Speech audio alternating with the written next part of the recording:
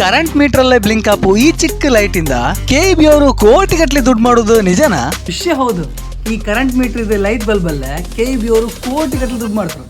ಆದ್ರೆ ಈ light bulb ಹಾಕದಂತಂದ್ರೆ ಮನಿದು ಕರೆಂಟ್ ಲೋಡ್ ಕಾಣ್ಬೇಕು. ಅಂದ್ರೆ ಟಿವಿ ಫ್ರಿಡ್ಜ್ ಎಸಿಗೆಲ್ಲ ಕರೆಂಟ್ ಗರಬರ ಅಂದೇಳಿ ಖರ್ಚು ಮಾಡ್ತಾರಲ್ಲ, ಕರೆಂಟ್ ಎಷ್ಟು ಸ್ಪೀಡ್ ಅಲ್ಲೇ ಖರ್ಚು ಆದಿತ್ತು ಅಂದೇಳಿ ಈ ಲೈಟ್ ಬ್ಲಿಂಕ್ ಆಗೋದ್ರಿಂದ ಗೊತ್ತಾಗ್ತು. ಈ ಡಿಜಿಟಲ್ ಕರೆಂಟ್ ಮೀಟರ್ ಬಲ್ಬ್ಗಿಂತ ಮೊದಲು ಮನಿದು ಕರೆಂಟ್ ಲೋಡ್ ಕಾಣ್ಬೇಕೆ ಹಿಂಗಿದ್ ಲೈಟ್ ಬಲ್ಬ್ ಯೂಸ್ ಮಾಡ್ತಿರ್ಲಿಲ್ಲ.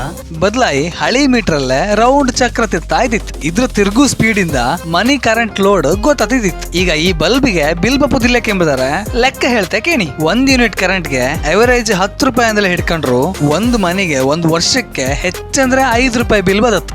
ಒಂದ್ ಲೆಕ್ಕದಲ್ಲಿ ನಿಜಾನೇ 1 ಕೋಟಿ ಮನೆಗೆ 5 ಕೋಟಿ ದುಡ್ಡು ಬಂತು. ಆದ್ರೆ ಈ ಬಲ್ಬ್ ಹಾಕದ ಉದ್ದೇಶ ದುಡ್ಡು ಮಾಡುದಲ್ಲ, ಮನಿ ಕರೆಂಟ್ ಲೋಡ್ ಕಾಂಬೋದು. ಈಗಂತೂ ಬಿಡಿ 5 ರೂಪಾಯಿ ಕರೆಂಟ್ ಬಿಲ್ಲು ಬರ್ತಿಲ್ಲ. ಎಂತಕ್ಕಂದ್ರೆ ಕರೆಂಟ್ ಫ್ರೀ.